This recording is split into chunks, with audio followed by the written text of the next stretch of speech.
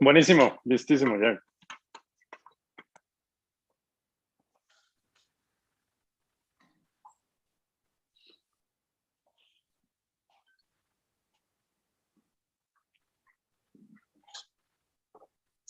Buenísimo, listísimo, ya.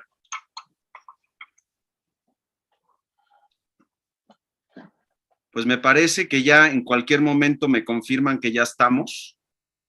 Hizo live on YouTube. Ya. Este es el momento de hacernos famosos y de dejar Exacto. nuestra huella para la posteridad. Exacto, pero ojalá que les sirva a alguien, eso es lo importante, ¿no? Pues mira, la verdad es que me sirvió cañón a mí, así muy egoístamente. No Qué sabes bien. lo que he disfrutado. Por un lado, las ganas que tenía y por otro lado, de tener este live, y por otro lado, lo que he aprendido en el proceso y lo mucho que puedo aplicar de esto para el día a día. Entonces, pues con eso yo estoy bien y espero que si le sirve la mitad de lo que me sirvió a mí a algunas otras personas, seguramente va a ser algo muy útil. Ya estamos live en YouTube. Buenísimo. Pues mira, quiero primero que nada darles la bienvenida a nuestra 6ª edición del Read to Lead, el Founders Club. A diferencia de como lo hacía normalmente, siempre decía que había yo hecho este ejercicio porque me chocaba leer libros de negocios y entonces una manera de obligarme era haciendo esto, pues porque al final del día casi tenía yo que un examen al final de leer el libro y entonces era una manera de estarme forzando a hacerlo. Pues resulta que le estoy agarrando el gusto bien cañón a todo esto y que además de todo estoy leyendo libros que me parecen fascinantes. La idea de todo esto no es que dejen de leer el libro, la idea es tomar un libro recomendado en este caso por un gran conocedor del tema que ahorita voy a presentar y luego voy a dejar que él se presente con un poquito más de detalle y tener una conversación al respecto del libro, ¿no? No va a ser un resumen, el chiste es que lo terminen de leer, pero que lo aprovechen con un punto de vista muy particular. Y hoy, una vez más, nos vestimos de manteles largos, estamos felices de tener a una de las personas que además de que quiero mucho, admiro mucho, es René Serrano, es co-founder de Fondeadora, una empresa en la que Ignia está invertido y yo tuve la oportunidad de llevar la inversión pues desde el principio. Y la razón por la que le pedí a René que nos acompañara es porque los fondos siempre estamos buscando empresas y particularmente founders que hacen magia, y me parece que René y Norman hacen magia. Y la verdad es que mucho que aprender, mucho que contarles, entonces voy a dejar que René se presente brevemente y luego ya arrancamos con la conversación. Buenísimo, Fabio, es un honorazo, de verdad, estar aquí hoy platicando contigo. Siempre que platicamos desde hace que ya 2 años casi, ¿no? Que nos conocemos, pues es súper agradable, como muy genuino, como que no hay este layer de como protocolario y necesario, sino simplemente es amigos sentándose a platicar de lo que sea, ¿no? Entonces es un súper gozo, estar por acá. Gracias. Cuéntanos un poquito de ti, por favor, René. Cuéntanos, danos tus redes sociales para que la gente te empiece a seguir. Ya sabes que soy un súper influencer. Tengo como 2 millones de personas que me siguen. Pero para cuando lleguemos ahí, compártenos un poquito y cuéntanos también tu experiencia como CEO y co-founder de Fondeadora y también un poquito, pues, qué estudiaste, todo ese rollo. Cuéntanos un poquito de ti. Claro, claro. Pues mira, la historia de Fundadora es bastante atípica, peculiar, podría decir que hasta interesante. Fundadora nace en 2011.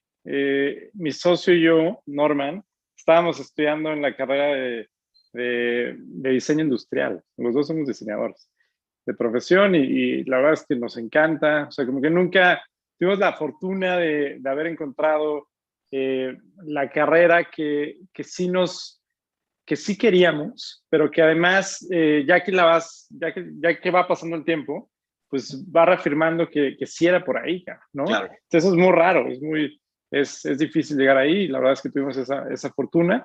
Lo conocí, pues, por ahí el tercer semestre, empezamos a hacer proyectos escolares juntos, y uno de esos proyectos, siempre como muy curiosos y pues muy ansiosos de qué iba a ser nuestro futuro, ¿no? La verdad es que la salida natural de un diseñador industrial, pues en México, al menos, en Latinoamérica también, si queremos generalizar, pues no suele ser muy glamurosa, no suele ser, no hay no hay tanta salida como tan buena. Hay 2 o 3 despachos de diseño, claro, y si no trabajas para uno de ellos, pues hay pocas opciones, y la otra opción es tú hacer tu propio estudio, pero la verdad es que no veíamos eso como una posibilidad. Entonces siempre estuvimos muy, pues buscando qué hay más allá, ¿no? Mucho en lo digital sobre todo, y conocimos una empresa que en ese momento, 2011, repito, llevaba por ahí de 2 o 3 años como máximo, que era Kickstarter. Correcto. Y es este crowdfunding donde han salido proyectos increíbles, desde cosas como gadgets hasta películas que han ganado Oscars, ¿no? Y todo gracias al apoyo de la comunidad y la gente cercana. Nos pareció genial y dijimos, a ver, ¿por qué no subimos un proyecto que en ese momento era un proyecto de nuestra clase de robótica? Era un teledildo. Era un dildo conectado a internet en ese momento. Imagínate, 2011, jugábamos ahí con una cosa que se llama Arduinos, que son microcontroladores que puedes conectar a cosas y a internet. Entonces, en ese momento hicimos ese proyecto, lo propusimos a Kickstarter y lo rechazaron, no por el contenido del proyecto, sino porque no podía subir proyectos de México en ese momento en la plataforma. Entonces dijimos, ¿por qué no hacemos un crowdfunding en México? A ver, ¿qué pasaría, no? Y así nace Fondeadora, la primera versión. Entonces es muy enfocado a diseño, a arte. Nuestra misma comunidad de amigos creativos, pues fueron quienes dieron vida a esta plataforma, que le fue muy bien, y que después de 5 años pudimos vender justo a Kickstarter, ¿no? Entonces fue como un cierre de ciclo bastante bueno y pues muy enriquecedor, ¿no? Porque al final el crowdfunding es ayudar a que a los demás les vaya bien, y ese principio pues es increíble, ¿no? Claro. Imagínate si pudiéramos permear ese principio en nuestra sociedad, pues sería otra, ¿no? Entonces, hay un tema de solidaridad social muy importante en todo el contexto de Fondeadora, me parece, ¿no? Sí, porque después logramos también sacar la parte creativa que se quedó en Kickstarter, pero la parte social. Teníamos muchos proyectos sociales, desde pues, emergencias médicas, cosas que pasaban, ¿no? Que podían pasarle a cualquiera, y creamos Donadora, ¿no?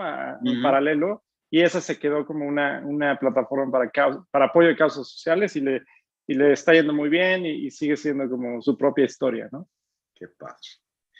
Oye, pues vamos entrando en materia.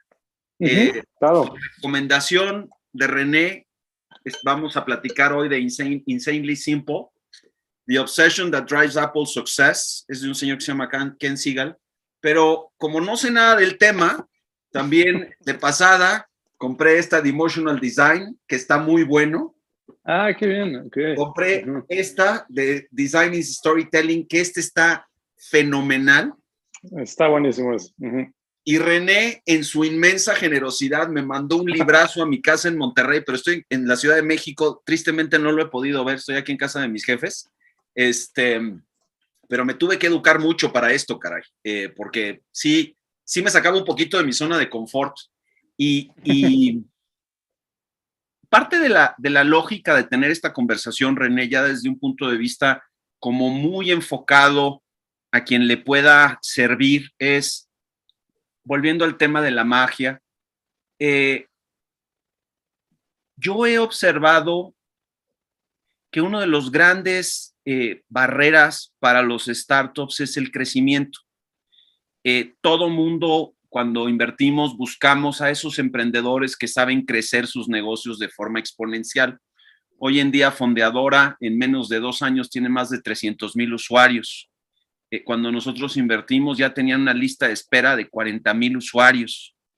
Y y veo esta como relación entre el crecimiento, la conversión de usuarios, el UX del usuario individual, el diseño de la plataforma y al mismo tiempo la marca, que es como la plataforma que genera todo este círculo virtuoso.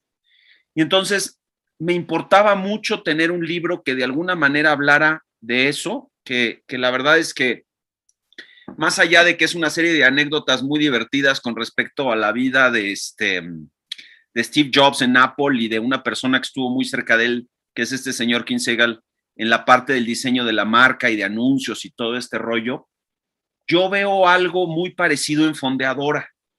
De hecho, me vestí de negro hoy porque sabía que ibas a llegar de negro. Dije, vamos generando empatía y todo esto, ¿no? Eso. Me gustaría que me contaras un poquito tus primeras impresiones del libro, qué te pareció, qué te gustó, qué no te gustó, etcétera. Sí, importantísimo esto que dijiste antes de cómo parecería que es magia, ¿no? Lo que pasa con ciertas marcas, ¿no? Que crean una cierta mística que tal vez no es fácil de explicar, pero que cuando las consumes o cuando tienes algún tipo de contacto con ellas, o con el producto, con el servicio que te dan, sientes algo, ¿no? Exacto. Y esta magia, pues para mí, tiene que ver pues con esa capacidad que tienen ese tipo de marcas de crear emociones, ¿no? Y Apple es son unos maestros en crear emociones, ¿no? Entonces, pues sí, el libro, justo me parece una narrativa muy simple, muy sencilla, pues sí, de anécdotas, que las lees como muy sencillas, pero te das cuenta, a ver, eso que pasó ese día en esa junta, pues transformó toda una industria, ¿no? Pongo el ejemplo que se me quedó muy grabado de cuando sale la primera iMac, por ahí del 97, 98 me parece, sí. Era la iMac G3, que era una iMac azulita, ¿no? Sí. Transparente, que se veían todos los circuitos, en donde antes, pues, la competencia eran pues, las normales, las beige, las compact, las Horribles. IBM, las Acer, ¿no? Sí. Y ellos salen con esta, pero para sacar el nombre de iMac, tuvieron una de estas sesiones interminables con Steve Jobs y con la agencia creativa, y cuenta este Ken que él llega bueno, llega a que Steve Jobs le pidiera como sacar este nombre, pero que Steve Jobs ya tenía un nombre pues muy metido en su cabeza. Horrible. Era Machine Man, ¿no? ¿Cómo era? No, exacto, era Macman. Macman, exacto. Macman, ¿no? Inspirado en Sony con el Walkman, sí. Pero pues Mac, ¿no? Entonces era horrible porque tenía un tema de género ahí implícito, rarísimo. Sí. Entonces cuando Ken escucha este nombre, que de verdad le parecía el indicado a Steve Jobs, ya iba a ser la Macman, ¿no? Y con la personalidad de Steve Jobs, que era un tipo que tenía muy claro lo que quería, ¿no? Tenía muy claro lo que quería, no aceptaba nos tan fácilmente. Y bueno, cuenta cómo fue enamorándolo con la idea de agregar solamente una I, ¿no? Y eso pues cambió la historia, ¿no? Por ahí, pues, parecería tonto, ¿no? Y fueron como 2 o 3 juntas para convencerlo realmente, pero pues la fuerza que tuvo ese resultado, ¿no? Entonces, muy interesante, Sí, dime. No, adelante, termina, por favor. No, muy interesante porque justo en este culto que tiene Apple y que viene obviamente de Steve Jobs hacia lo simple, hacia lo fácil, hacia lo evidente, no ornamentación para distraer, no, es lo simple, extraer hacia lo mínimo elemental, pues ha hecho que Apple sea la empresa de tecnología más valiosa del mundo. Entonces, hay algo que tenemos que aprender de ahí, ¿no? De la simplicidad, que cuando estábamos platicando un poco tú y yo, pues sí, la simplicidad no es el camino más fácil, no es el camino más obvio, no. Puede ser hasta el camino más caro, más tardado, pero es el que mejor paga, ¿no? ¿Y cómo lo vives eso en Fondeadora? Vamos a hacer un paralelo a Fondeadora, porque, digo, como decías, ¿no? Afortunadamente hemos tenido no suficientes todavía, no creo que lleguemos a que sean suficientes, pero hemos tenido la oportunidad de platicar mucho al respecto. De hecho, pues nosotros invertimos antes de que ustedes ya operaran, ¿no? La idea de de la inversión fue financiar pues justamente el lanzamiento a mercado. Entonces, tuve la oportunidad de escucharte a ti con Norman platicando la parte como mucho más conceptual, y sé que ustedes se autodenominan, además de rock punk y todo el tema, minimalistas. Y de repente el minimalismo empieza a tener mucho más sentido para mí cuando lo junto con la palabra de simplicity, y cómo, como dijiste ahorita con toda la razón del mundo, no forzosamente es el camino más natural o más sencillo. Cuéntame cómo viven eso. Me acuerdo, perdón, ya termino, pero me acuerdo la primer transacción que se hizo con Fondeadora. Estábamos sentaditos en una terraza en Polanco, estaban orgullosísimos de la tarjeta, me la dieron, la metimos, la tarjeta estaba preciosa y pasó a la primera. Y me acuerdo la cara de tranquilidad de los dos, así de pasó. Cuéntame cómo viven esto de la simpleza o de la simplicidad, no de la simpleza, de la simplicidad y de la limpieza de la marca con Fondeadora. Es una gran pregunta, y creo que no se ha hablado tanto de esto, no solo desde Fondeadora, sino desde cualquier otro ángulo, y es tan importante y tan evidente que debería de hablarse más. Pero bueno, para mí simplicidad lo decía Dieter Rams, que es el libro que te regalé. Él decía, él es un diseñador industrial alemán, es el diseñador icónico de la marca Braun, que después inspira a Johnny Ive, al diseñador de Apple, para varios productos, entre ellos el iPod. Él decía que la simplicidad es la llave a la excelencia, ¿no? Entonces, cuando tú hagas lo que hagas, estás bien implícito el concepto de simplicidad, te va a ir bien, ¿no? Pero no necesariamente es fácil llegar ahí. Entonces, para mí simplicidad también no es, y lo dicen también en el libro, lo recalcan en algún punto, no es el resultado final, sino es el camino. Es como la linterna que siempre tuviste en tu bolsa, pero no la encontrabas, estaba chiquita ahí perdida en la bolsa de tu pantalón, pero ahí estaba, y que te permite alumbrar un poco el camino oscuro que es a veces emprender, ¿no? Entonces, pues tiene que ver con eso. Tú contabas bueno, un poco antes sobre la marca, sobre la importancia de la marca, de invertir en la marca.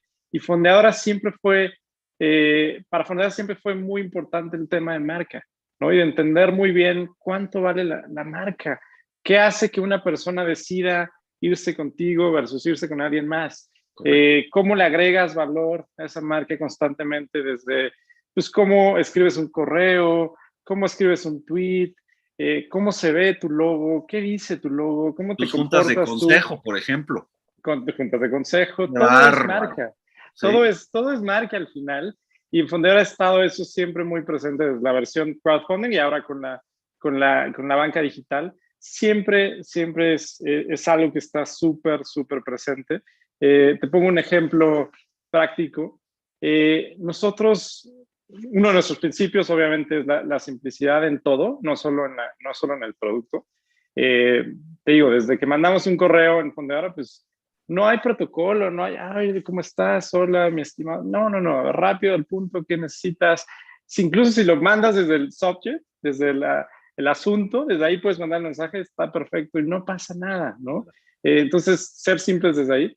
Pero ya hablando del producto, me he topado muchas veces, yo que estoy más a cargo del tema, me he topado muchas veces con situaciones donde parecería que hacer complejo el producto va a ser mejor, ¿no? Te pongo un caso específico. Los usuarios dentro de nuestra aplicación, que es súper sencilla, solamente puedes hacer 3 cosas, que es enviar dinero, recibir dinero y meterle tu dinero, ¿no? Y ahí ves tu historial, nada más, ¿no? Por el momento. Hay usuarios que nos piden, oye, pero a ver, ¿por qué no puedo pagar mi celular desde ahí? O el agua, o el gas, o lo que sea, ¿no? ¿Por qué no tienen pago de servicios activos? Que para nosotros sería muy fácil hacerlo. Es así, un clic y está integrado. Con Artus, por ejemplo, que es otra de nuestras compañías del portafolio, por aquello de la publicidad. Exacto, con ellos sería muy sencillo. Y no lo queremos hacer de una forma súper consciente porque le metería ruido a la aplicación. sería mucho más difícil de usar. Porque tienes que meter el logo de la Comisión Nacional de Agua de Morelos, de CFE, no sé qué, Telcel, Movistar, entonces empieza a pegar logos por todas partes y se vuelve una aplicación pues un poco más difícil de usar.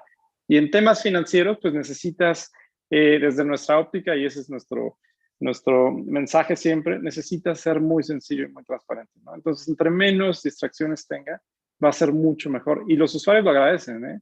Los reviews que nos dicen es, claro, es que por fin entiendo qué estoy haciendo. Esto es fácil. Transferir en un segundo sin que me pongas pantallas de más. Entonces, por ahí tiene que ver un poco, ¿no? Está padrísimo, porque además yo soy de los que siempre estoy empujando porque le metan más producto, porque queremos más rentabilidad, y luego me he topado con pared con ustedes y me encanta esa conversación porque me hace entender muchas cosas alrededor de cómo conceptualizan el producto. Y por el otro lado, también pensando en la gente que se une a estos lives, creo que de repente no es clara la relación. De hecho, justo antes de entrar ahorita contigo, estaba teniendo una conversación con un emprendedor que está como pensando para dónde va a llevar las cosas. Luego no es fácil la relación entre los inversionistas y los emprendedores, ¿no? Es esa plataforma de respeto mutuo donde tienes que aprender a entender que la otra persona tiene una razón para proponer las cosas de una forma y pues tú que aquí estás apoyando en otras en muchos sentidos. Para mí esa relación ha sido espectacular con ustedes. O sea, la verdad es que no se ha hecho todo lo que yo he querido, pero ni de cerquita. Pero ha sido espectacular porque he aprendido mucho y además ha resultado en algo muy positivo en todos los sentidos, ¿no? Y para los emprendedores que nos ven, entender que quien mete lana se convierte en su socio y no otra cosa, y ser íntegros y congruentes con sus ideas, se vuelve súper importante. Totalmente. Para mí es una relación de intercambio, ¿no? Exacto. Hay un intercambio clarísimo, ¿no? Los inversionistas, llámense pues, fondos institucionales o el papá de tu amigo millonario, tu tío que te metió una lana o quien sea, hay un intercambio clarísimo, ¿no? Ellos te dan recursos y tú a cambio pues harás tu mejor esfuerzo por maximizar el valor, ¿no? Entonces hay un intercambio muy, muy claro. Y yo creo que la clave también es, y lo dice el libro, cero formalidades. Ser brutalmente, como lo dicen ahí, brutalmente honestos. Sí. Con cualquier relación, porque se puede sentir como que como emprendedor le debes algo, ¿no? A la gente que te metió dinero. Y sí, en estricto sentido, sí. Pero no deberías de basar la relación en que, ay, como le debo yo algo, estoy en una posición de desventaja, entonces le voy a decir que sí a todo. Es el gurú máximo. Voy a comprometer mis principios, ¿no? Que ese es justamente el tema. Voy a comprometer mis principios. Exacto, ¿no? Y tiene que haber esa confianza de decir, pues no, y cero formalidades. La empresa tiene que ir por aquí. Obviamente aceptamos cualquier retroalimentación y cualquier feedback basado en experiencia, pero sí tienes que ser muy fiel a lo que quieres. Y si no sabes lo que quieres, yo creo que ahí está el problema, ¿no? Sí. Es un buen punto. Fíjate que algo que me gusta mucho del libro y que ahorita vamos a ir también recorriendo un par de cosas más es, creo que de lo que habla es de convertir la simplicidad en parte fundamental de tu cultura. Hemos hablado ya en un par de Read to Leads, leímos un libro de Ben Horowitz, que habla justamente de cómo construyes tu cultura. Y habla buenísimo, que habla de tus valores y habla de tus virtudes, y tus virtudes son las cosas que realmente ejecutas y haces, ¿no? Y creo que mucho de lo que habla el libro de Ken es precisamente construir tu cultura con una base muy grande de simplicidad. Y esa parte es porque habla de no tengas juntas grandes, habla de ser muy honesto, habla de búscate bronca con alguien, habla de muchas cosas, pero todo el underlying es la simplicidad. cómo lo vives tú esa parte? Fíjate que es complicado porque tiene que haber alguien que defienda esa postura de simplicidad. Y Sí, como dijimos antes, no siempre es fácil encontrarla, no siempre es la más obvia, sí, pues suele estar cargada de otras cosas. Entonces, tiene que haber alguien en la empresa que sea el guardián de la simplicidad y eso es algo que decimos mucho en Fondeadora. Y como te decía antes, desde una junta, que sea simple, sencilla, sin protocolos, desde un correo, desde un mensaje, desde hacia afuera, cómo nos expresamos. Pero sí tiene que haber alguien que esté totalmente devoto a ser esa persona que cuida cada elemento que sea simple, ¿no? Porque si no es muy fácil que se te vaya, ¿no? Porque hay tantas distracciones, tanto ruido, de repente escuchas que un competidor hace tal cosa, agrega un feature nuevo, ¿no? Entonces, yo ya voy tarde, entonces lo tengo que hacer yo también, pero no te regresas a tu base mínima de, a ver, pero ¿por qué lo vamos a hacer? ¿Tiene sentido? Y es simple, hace más simple la vida de nuestro usuario. Entonces, eso es lo difícil, encontrar esos guardianes de simplicidad adentro de la organización y que correcto. realmente lo entiendan a ese nivel. Porque puedes también entenderlo a un nivel muy superficial y decir, claro, pues que se vea más sencillo. No, implica, como dijimos antes, muchísimo detrás. Entonces, ahí está la parte clave, ¿no? Oye, y en tu experiencia, ¿quién en una organización es la persona que debe hacer eso? Sin duda, en nuestro caso, pues los founders, nosotros, y es una forma de vida para Norman y para mí. Pues intentamos llevar vidas muy sencillas, desde cómo te vistes hasta cómo te expresas, ¿no? Cuidar muchísimo cada detalle. Entonces yo creo que parte de ahí, pero después se va complementando o se va cascadeando más bien con los siguientes rangos y sin duda, la posición de people en una organización moderna es clave. Correcto, Que esa persona, sea quien sea, o ese grupo de personas, porque pueden ser incluso más de una, claro. sepa perfectamente interpretar este concepto, en este caso simplicidad, y lo entienda tan bien que ella se vuelva esa guardiana o guardián y pueda darse cuenta cuando no se está aplicando, ¿no? Correcto. Como en una junta, lo que sea. A ver, pero esto no es, estamos complicando a los demás. Regresemos otra vez al inicio. Entonces va por ahí, yo creo Está que padrísimo. ellos serían los indicados. Uh-huh. Habla mucho, o sea, lo tocaste ahorita y me pareció súper interesante. De repente pareciera que lo complejo como que se mete, ¿no? O sea, se filtra, de repente algo pasa Sí. y resolver un tema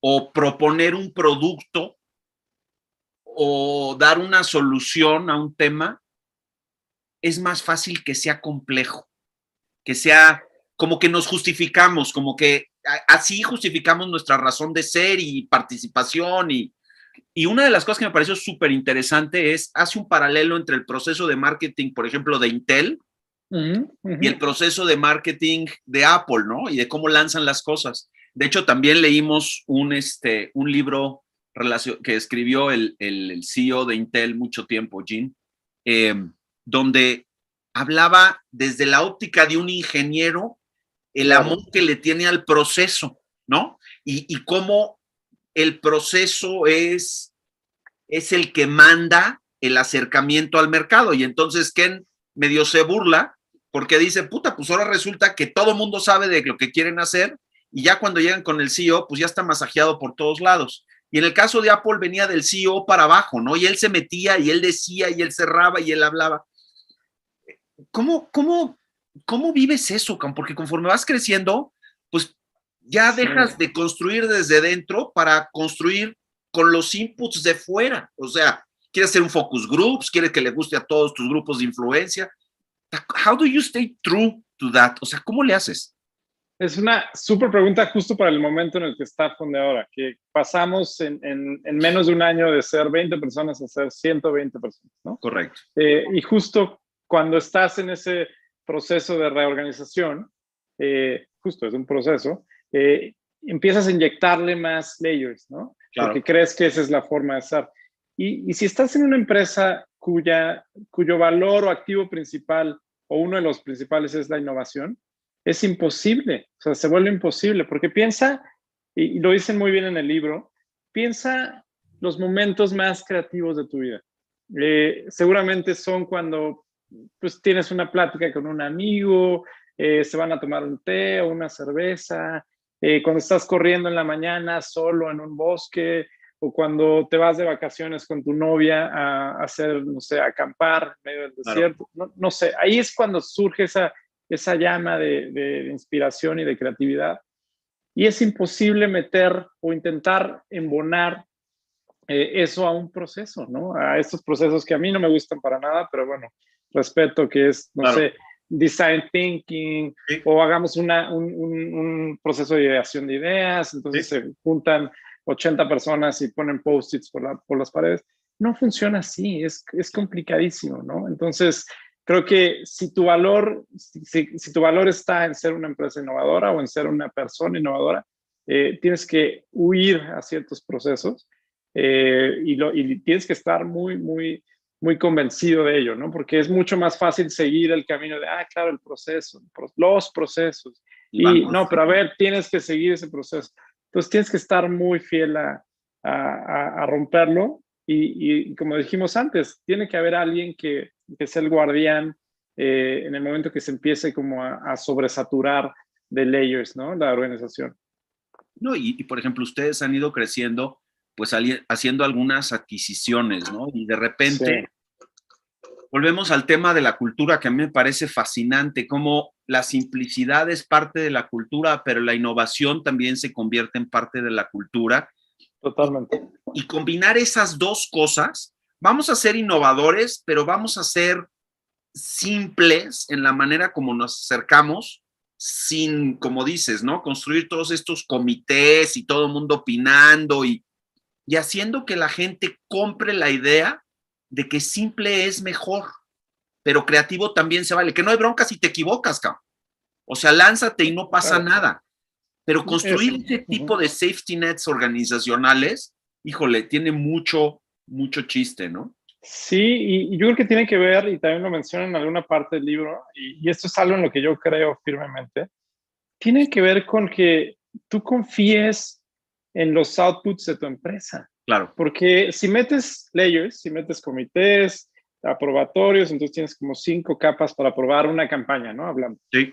Y le preguntas, no, pero además necesitamos validarla en un focus group porque no, al final estás No vaya a diciendo, ser. no, sí, no vaya a ser. Estás diciéndote a ti mismo y a la empresa, no confío en lo que hago, Claro. ¿no?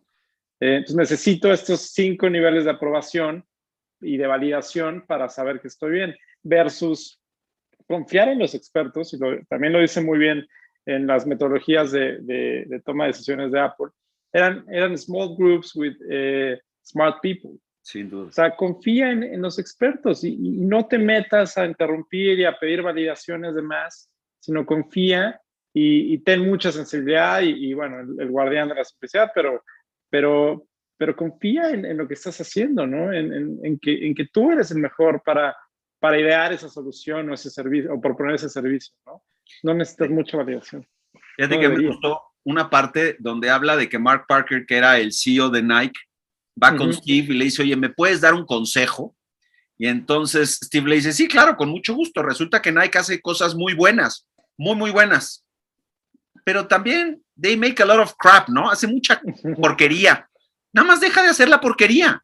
Yeah. O sea, se resuelve bien fácil. Todo eso que no funciona, todo eso que es complicado, que tú sabes que lo estás haciendo como para tratar de extender tu huella en el mercado, lo único que está haciendo es, le está pegando a tu marca porque estás haciendo caca. Exacto, le estás agregando más cosas de qué preocuparte a tu mente, ¿no? O sea, ahí cuentan la A anécdota tus de igual, clientes.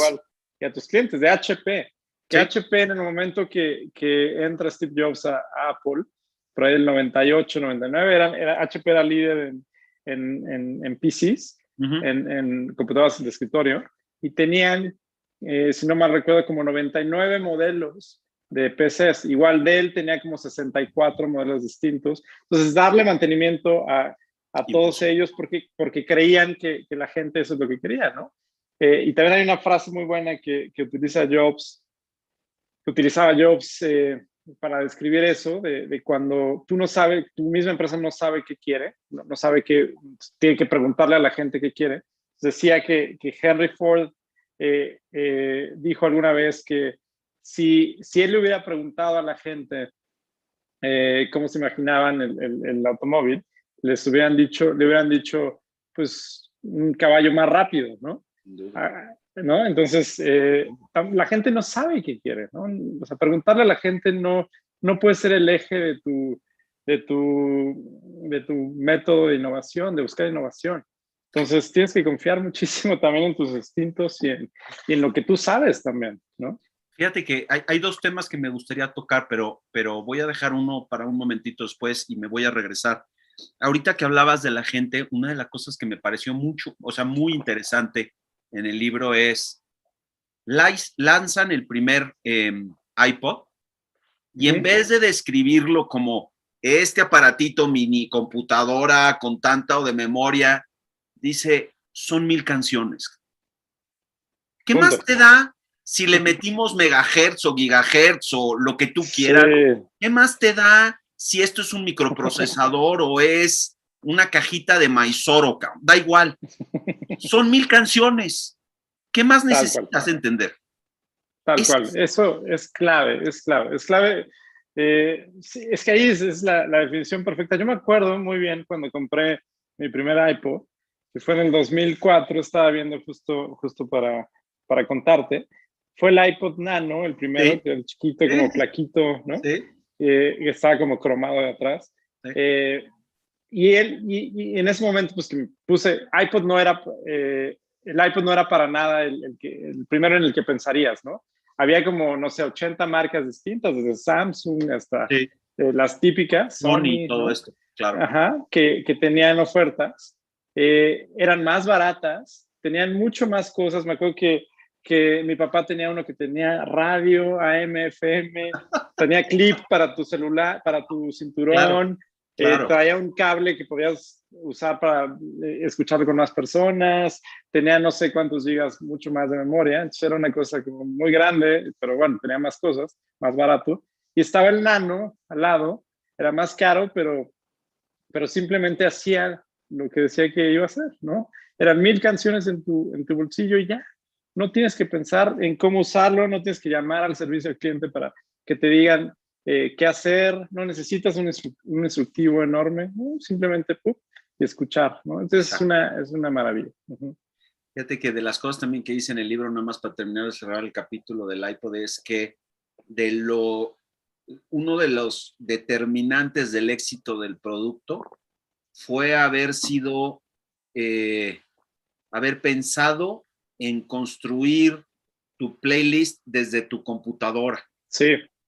Es increíble, te pones a pensar y otra vez volverías al tema de, oye, pero es que eso es más difícil. No, el UX del producto es mucho más sencillo porque ya no tienes que hacer nada. Ya está todo ahí, nada más le picas play, no te gustó la canción, le picas la flechita, las dos flechitas y te sigues, te quieres regresar, le picas a la otra, pero es sencillito, o sea, y cumple con para cualquier persona. Exacto, muy, muy interesante. Oye, háblanos del timing. Una de las cosas que dice muy interesantes también el libro es, para que el proceso creativo sea efectivo, necesita haber presión de tiempo. ¿Cómo lo viven ustedes eso? Porque de repente dices, puta, pues a lo mejor, pues ahorita, ¿no? Ya tenemos 300,000 clientes, pues ya están ahí, están transaccionando, pues me voy a tardar un par de años en sacar alguna cosa, porque pues ahí están, güey, no se van a ir. Yo creo que no es tan así. Cuéntanos la presión de tiempo, cómo les ayuda para hacer las cosas. Sí, y justo ahí en el libro dicen que el tiempo ideal para que pueda salir algo y que tenga el mínimo tiempo para que salga algo muy bien son 3 meses. Pero muchas veces tienes, un mes, 3 semanas, 2 semanas para poder sacar algo. Nosotros vivimos en esa constante y no te diría que que es lo ideal, pero sí es la realidad. O sea, nosotros tenemos que estar constantemente haciendo sentir mucho mejor al usuario. Los bancos son los que tradicionalmente, pues sí, se pueden dar el lujo de 2 años, 3 años, 5. Bueno, pues sí nos falta esa función, pero pues bueno, en un año sale. Y nosotros no. Como tenemos tanto que demostrar, como es una empresa que es ágil, dinámica y tiene todo el tiempo mucho que demostrar, pues tenemos deadlines muy cortos, sobre todo en el lado del producto, donde también la gente se empieza a acostumbrar a un buen producto y quiere más, quiere más, quiere más, ¿no? Sí. Versus cuando tienes un mal producto y la gente, pues como ya eso es lo que hay, pues se conforma, ¿no? Entonces estamos como subiendo la vara y el estándar, pero eso nos pone muchísima presión todo el tiempo. No tendría una respuesta sobre si es lo ideal o no, ni si es lo bueno o malo, pero sí, sin duda nos vuelve mucho más creativos, mucho más creativos. Eso es un buen estado para estar alerta y creativo, ¿no? Como que tener esa presión de tiempo y de tener que demostrar. Yo creo que eso es un hecho. Y además, de las cosas que yo he aprendido, no forzosamente con ustedes, pero en general en el emprendimiento, los emprendedores exitosos son los que son capaces de poner un producto en el mercado, aprender de lo que está pasando, arreglarlo y regresarlo y estar iterando de manera constante. Y entonces, en la velocidad en la que puedas iterar, aprendes. Y en ese proceso mejoras y en ese proceso simplificas, ¿no? Exacto, y agregaría que como eres un administrador de recursos limitados, claro. Pues entre más rápido vayas, pues administras mejor, ¿no? Tienes más posibilidades tienes más dardos, ¿no? Que lanzar. 100%. Oye, a ver, nos preguntan, la ventaja de hacer esto live es que recibimos algunas preguntas de la gente que nos sigue, de los 2.500 millones de personas que se juntaron en el live de hoy. Dice, grupos pequeños de gente inteligente, la receta para las campañas de marketing de Apple. Además de evitar a toda cosa los focus groups, ¿qué opinas de este enfoque? ¿Ustedes lo están usando? O sea, ¿ustedes pasan por ahí de grupos pequeñitos donde hacen un producto y pum, lo ponen y pum, lo ponen, features, etcétera? Sí. No siempre estuvimos ahí. Justo cuando pasamos de 20 a ser mucho más de 100, bueno, ahora más de 100, sí. Ahí nos costó mucho trabajo, porque claro. Piensas que las organizaciones jerárquicas son las que tienen que prevalecer, etcétera. Lo que hicimos es, y eso hay muchísima información sobre esto, pero hay metodologías como la que usa Spotify, que se llama squads. ¿No? Entonces es justo estos pequeños grupos de gente muy buena, 3, 2, incluso a veces 4 como máximo, resolviendo alguna cosa. Por ejemplo, nosotros, ya te voy a presumir esta. Ya sé. Ya está lista. Pero para sacar esta tarjeta, pues es una tarjeta metálica. Es la primera tarjeta de débito metálica en México. No vayas a decir, por favor, de quién fue idea, porque estaría muy mal. Algo tuvo que ver Fabriz por ahí en empujarlo. Emocionadísimo. Pero para sacar, por ejemplo, el proyecto de tarjeta metálica, salió entre 2 personas y después se agregó alguien más. Y nada más, desde el diseño, concepción, la producción, los deals con Mastercard, los deals X o Y, 2 o 3 personas máximo para que se vea. Si lo hubieras metido a un funnel donde pasan una aprobación, el roadmap, si es buena idea, no es buena idea, pasa por finanzas, check. Bueno, ahí no le latió, no sale nunca. Entonces, sí lo estamos aplicando y te digo, ya está, hay muchísima información sobre esto. Una buena forma de empezar es este método de Spotify que se llama Squads. Qué padre. Oye, me gustaría hablar también, porque tampoco quiero tomarte toda la mañana, aunque me cae que nos podríamos estar, bueno, toda la mañana, toda la tarde. Una de las cosas que me pareció súper interesante en el libro es la parte donde hablan de que you have to be skeptical. Y habla de cómo en alguna de las campañas de Jobs, los abogados de repente llegan, le dicen, le tienes que meter freno a esto. De hecho, se lo dicen primero a Ken. Ken le escribe a Steve Jobs y la respuesta del mail de Steve Jobs es fuck the lawyers. Y de alguna manera en el proceso de Fondeadora, cuando empezábamos con el banco tachado Fondeadora, fue algo que también de alguna forma vivimos. Y ahí uso la primera persona, vivimos la primera persona del plural, porque de alguna forma a mí también me tocó estar ahí y una de las cosas que me preocupaban era, híjole, el riesgo. Cuéntame cómo lo viven ustedes desde dentro, ¿no? ¿Y qué parte, cómo tomas esa decisión? ¿Sabes que este riesgo sí lo voy a tomar? ¿Y cómo deciden organizacionalmente, a diferencia de otras muchas organizaciones, los bancos, por ejemplo, no tomar tan en serio esos riesgos? How do you do that? Es una súper buena pregunta. Igual no mucha gente sabe el contexto, pero sí, nosotros en el logo original de Fondeadora, que te invertimos muchísimo cariño a esa imagen, tenemos la palabra banco tachada. Entonces, cuando tú ves banco tachado, Fondeadora abajo, pues de inmediato sabes de qué va Fondeadora, ¿no? Como claro. Que muy rápido te das cuenta qué significa. Entonces nos pareció un logo perfecto, a la gente se conecta, le gusta, ¿no? Pero sí en ese inter de volvernos una institución regulada, pues empiezas a ya generar opiniones que dicen, no, pero a ver, ahí dice banco, aunque no lo diga literal, pero más o menos lo dice. Y cuando hay algo más o menos en una entidad regulada, pues más bien lo que te recomiendan es no hacerlo, ¿no? Entonces, yo creo que si me hubieras hecho esta pregunta 2 años atrás, te hubiera contestado muy distinto, porque siempre he sido el que empuja ese tipo de cosas, pero ese en particular, y también lo dice muy bien el libro, aunque hay batallas que tienes que saber dejar ir, ¿no? Saber dejar estar. Yo creo que hay batallas más importantes en Fondeadora que esa en particular. Entonces decidimos quitarlo porque estábamos en este proceso de autorización y de aprobación y de estar muy presente en la mira de las autoridades, y nos pareció como absurdo pelearla. Entonces, mientras tu mensaje siga siendo el mismo, tu logo puede cambiar y puede mutar y no pasa nada, ¿no? Qué padre.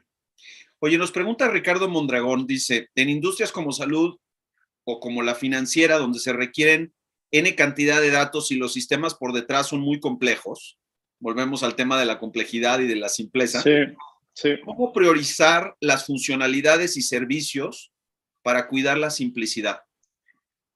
Qué buena pregunta, porque eso, ahora que estamos en la planeación del segundo Q de este año, llevamos toda la semana pasada en eso, pues justo hay diferentes voces, ¿no? Está la voz de la gente que ve el tema regulatorio. Entonces te dice, a ver, pero tienes que meter un módulo de prevención del lavado que tiene que funcionar de esta forma, y eso es tiempo de desarrollo, ¿no? Claro. Y viene alguien más de marketing que diga, no, pero necesitamos meter un módulo de referidos porque eso nos va a permitir crecer de tal forma. Y viene, no sé, mi socio por otro lado diciendo, no, pero a ver, tiene que ser más emocionante el Fondeadora, necesitamos meter algo de Bitcoin, ¿no? Entonces, ¿cómo priorizas con recursos súper limitados de desarrolladores, que al final pues todo cae hacia ese departamento? ¿Cómo le haces para priorizar, ¿no? Entonces, nosotros tenemos un framework, un mini framework que dice básicamente que el 70% de las cosas que hacemos en Fondeadora, en el producto, tienen que ser emocionantes, ¿no? Entonces, ahí pues vas quitando cosas que no lo son, ¿no? O vas bajándolas de prioridad. Entonces nosotros, ese 70% es sagrado, porque si no, pues no, nos volveríamos esa empresa plana que no emociona, que no pasa mucho, ¿no? Entonces, pues con esa reglita nos hemos resuelto mucho de esos temas, aunque a veces pues, no siempre funciona como quisiéramos, ¿no? Fíjate que algo que me gustó mucho de la lectura de este libro es que me obligó a irme a YouTube a ver los anuncios viejos de Apple. Sí, son increíbles, algunos de ellos son maravillosos. Son increíbles, y lo que es increíble también es que construían la marca y a través de eso anunciaban los productos y luego sacaban el producto y dejaban a la marca un rato descansar y luego regresaban Exacto. con la marca otra vez. Y ese juego hacía, por un lado, democratizaba el mensaje, porque, por ejemplo, la campaña esta de Think Different, que fue así como el ícono, digamos, ¿no? De los Misfits y de los Gandhis y de los de Martin Luther King y todo este rollo que, para quien no lo haya visto, lo tiene que ver y tienen que escuchar narrado por Richard Dreyfuss y por Steve Jobs y la emoción del... La verdad es que se me pone hasta medio la piel chinita, pero... Y de hecho yo no soy Mac user, bueno, ahora soy Mac user porque pues, resulta que todo es Mac, pero yo era PC guy 100% porque lo mío era el Excel. ¿Cómo alternan, o sea, cómo lo viven ustedes eso de por un lado empujar una cosa y luego por el otro empujar la otra? O a lo mejor es un poco distinto porque no están sacando constantemente productos. ¿Cómo viven eso? Sí, ¿no? A ver, bueno, Apple tiene una posición privilegiada porque la marca Apple es fuertísima y cuando sacan un producto se vuelve una marca por sí misma. Por ejemplo, el iPhone es una marca al final. El iPad, ¿no? Entonces pueden dejar de lado los esfuerzos hacia solamente una cosa y eso pues es muy difícil de llegar ahí. Pero en nuestro caso, lo que siempre decimos es que cada punto de contacto del usuario, que tenga el usuario, tiene que decir fundadora, tiene que hablar de quién es fundadora. Entonces, desde cómo te recibe alguien en el chat de servicio al cliente, cómo te contestan un tweet, el mail que te llega que esté perfectamente diseñado, la foto del espectacular que vas a ver en Reforma, que tú como que la veas y digas, sin que veas el logo, digas, claro, eso debe ser de fundador. Claro. Entonces, eso es complicado. Pero bueno, ese es uno de los mensajes principales que repetimos constantemente de todo tiene que hablar como si fuera de la misma familia, ¿no? Si pusiéramos un cafecito en la Roma y si Fondeo pusiera un café en la Roma, tendría que tener una estética y una forma muy específica que digas, claro, es de Fondeadora, ¿verdad? Entonces, va por ahí.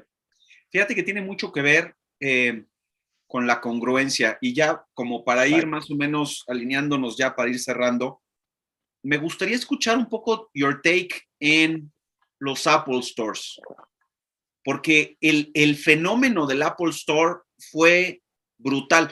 Muy rápidamente nada más tocabas el iPad, el iPhone y todo esto. De entrada todos conectan por el nombre, pero además todos tienen un botón. Un botón. Con el botón haces todo. Entonces, todos son congruentes dentro de la misma naturaleza del mensaje, de la construcción de la marca, de lo que decimos, de cómo lo hacemos. Son humanos, te ayudan para todo. Pues a mí me están sirviendo ahorita para mis notas y puedo chambear, pero es donde veo las películas cuando me subo o cuando me subía al avión. ¿No? O sea, y luego lo llevan al mundo real a una tienda donde, by the way, se equivocaron porque primero empezaron con CompUSA y no jaló. Sí. Entonces, ¿cómo vives eso? Esa transición que hicieron fue espectacular, porque además era tan arriesgado, o sea, todos los consultores que les dijeron, no, al principio, no, esa es una mala idea, va a ser carísimo, no tiene sentido, no tienes experiencia en retail, bla, bla, bla, bla, bla. Y lo hicieron a lo grande. Se trajeron a gente como, no sé, Norman Foster, que es era uno de los arquitectos más importantes del mundo, los mejores materiales, la mejor experiencia para un usuario que entra y que vive el espacio. Entonces, Prime locations, locations. Entonces, a mí me parece una congruencia total, porque imagínate un Apple Store que no te diga, esto es de Apple, ¿no? Como lo que hicieron con esta otra empresa, que tenían un boot en la esquina, al lado del baño y Apple ahí, pues no tiene sentido. Y nadie contestaba preguntas del producto, nadie nada, ¿no? Todo tiene que ser, justo lo que decíamos, ¿no? De la misma familia, que se sienta que viene de un mismo lugar. Y eso se va directamente a tu marca, porque hay un concepto muy bueno en el libro, que esto no es tan obvio para la gente que crea una empresa, porque como que dejan la marca, pues, que se llame Bubbly, y no pasa nada. Ok, está bien. Entonces vives 10 años con Bubbly y pues nunca le pudiste dar brand equity, pero dice un concepto muy interesante, que es que cuando tú inviertes mucho en marca, te puedes dar el lujo, como lo es Apple, de cobrar en premium, ¿no? Por la marca. Versus cuando no invertiste en la marca, ni en la experiencia, ni en el producto en sí mismo, pues tu estrategia es a través de dar más barato, ¿no? Entonces, eso va todavía degradando más tu marca, ¿no? Entonces, me parece fascinante. No muchos logran eso, pero pues hay que invertir en la marca. Pero como dices, no muchos logran eso. Sospecho que es porque no son intencionales al respecto. No son intencionales, sin duda. Ese es Tiene que ver. todo. O sea, estaba yo hoy en la mañana que estaba preparando la conversación de hoy, de repente decía, porque el libro, digo, la verdad es que es un buen libro y vale la pena leerlo, pero pues sí es una oda a Steve Jobs. O sea, este güey le pone casa 30 veces, ¿no? Y hace la diferencia entre lo que era trabajar con Dell, con Intel, con Microsoft y con Apple. Y entonces, hoy en la mañana decía, a ver, Intel. Pues Intel suena inteligente, interesante, progresista, futurista. O sea, le puedes buscar muchas cosas. Y el otro se llama manzana. O sea, manzana, neta, manzana. Sí. Y es el contexto de poder construir una marca tan poderosa sobre la base de una manzana versus el nombre Intel. ¿Qué pedo? Y es justo es construir esa marca. No, y ahí, exacto, es construcción de marca. Ahí lo que hacía excelente Steve Jobs y Apple en general era construir esa narrativa detrás. Claro. ¿No? La historia que hay detrás de por qué se llama Apple, que tiene que ver con Newton, entonces ahí ya te empiezas a hacer historias tú mismo. Eso es narrativa, y las narrativas al final venden y la gente compra historias y quiere ser parte de ellas. ¿No? Pero fíjate, eso que acabas de decir es, si hubiera arrancado y hubiera dicho, se llama Apple, hubiera construido la narrativa y la hubiera dejado ahí, no hubiera valido nada. Claro, si no deliver, ¿no? Con todo lo demás. Y es congruente todos los días construyendo sobre el producto, sobre la marca, sobre la innovación, sobre la simplicidad, sobre la humanidad de la tecnología. Ese caminito es el que tienes que hacer. Exactamente, tal cual. Híjole, mano, pues qué pena, caray. Ya se nos acabó el 20. ¿Cómo crees, Pues mira, yo, sabes que ahorita le cortamos y nos seguimos tú y yo. No, la verdad es que está padrísimo, René. Vamos a tener que, o sea, le vamos a tener que dar la vuelta a esto otra vez. O sea, lo vamos a tener que volver a hacer, vamos a tener que seguir platicando. Hay muchas cosas, creo que son necesarias para el ecosistema de emprendimiento en Latinoamérica que vayamos construyendo. De repente todos los startups se llamaban con K, o sea, había todos los Ks del mundo, ¿no? Y desde ahí, ¿cómo te mueves un poquito? Hay muchos temas muy interesantes que vamos a dejar para la próxima. Pero me gustaría muchísimo, si quieres dar algún mensaje de cierre para founders, para los startups, la gente que está ahí, que nos está acompañando hoy, si tienes algo que les quieres decir, por favor. Sí, yo creo que lo más importante siempre, y nunca lo subestimen, es el invertir en tu marca y en tu mensaje desde el inicio. Y como bien dijiste, eso tiene que ir acompañado de una responsabilidad de que lo que hagas tenga congruencia y tenga sentido, ¿no? Y que sea del más alto nivel. Nunca te conformes con con hacer las cosas más o menos, ¿no? Pues salió más o menos.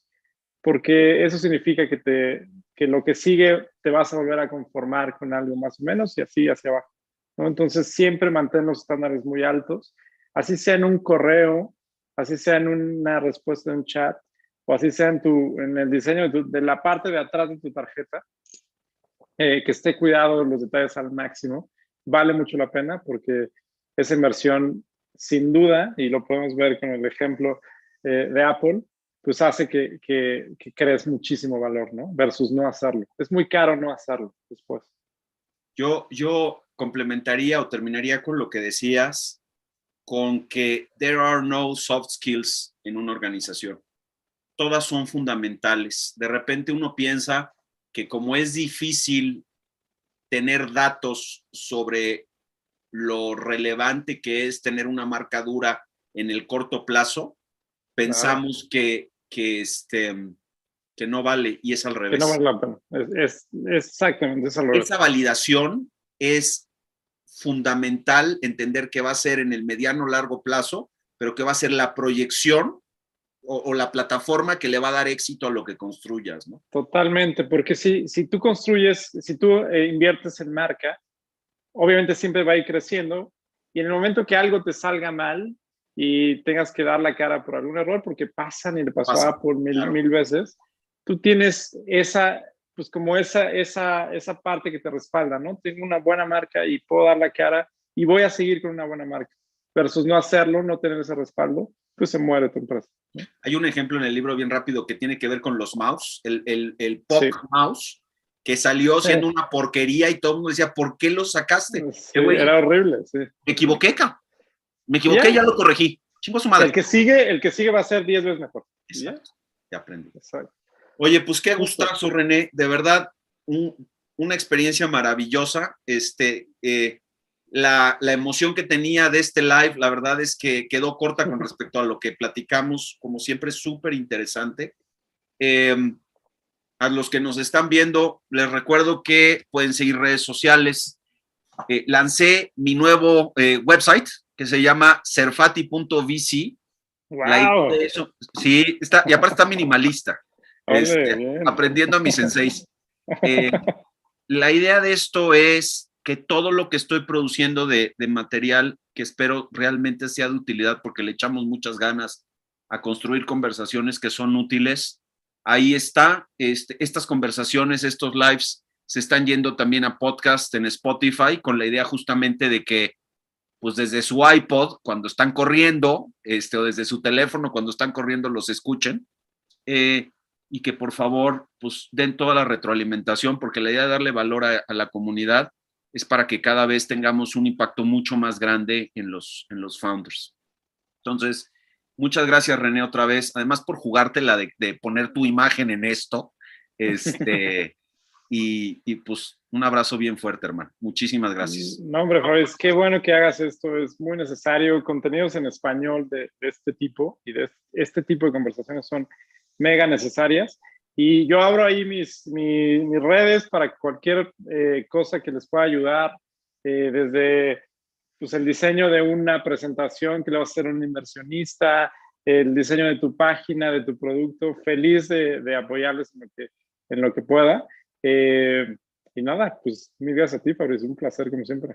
Ojalá te tomen la palabra, caray. De verdad, y ojalá. Lo hago de verdad de corazón, porque me encanta además. Yo sé la persona que eres, güey. Entonces ojalá que te lo tomen. Voy a tener este rollo y pues nos dio mucho gusto saludarlos a todos.